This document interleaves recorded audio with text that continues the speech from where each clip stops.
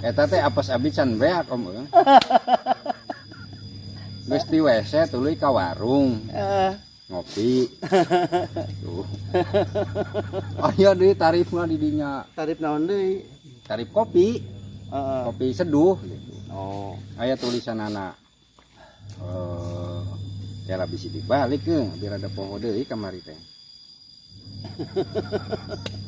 Oh nya, kopi panas 3.000.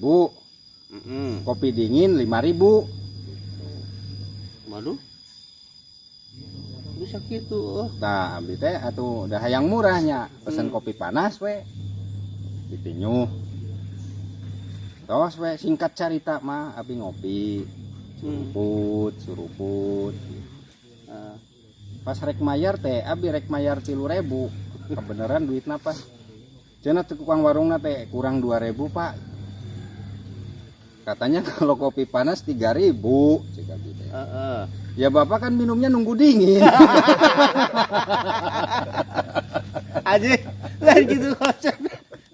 Goblok kita tukang kopi.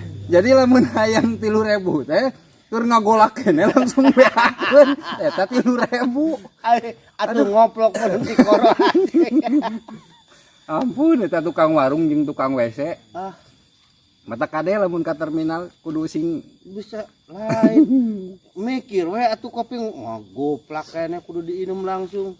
Lamun pejet di koro atuh guys. Aduh aing. Waya wae. ripuh lah pokoknya.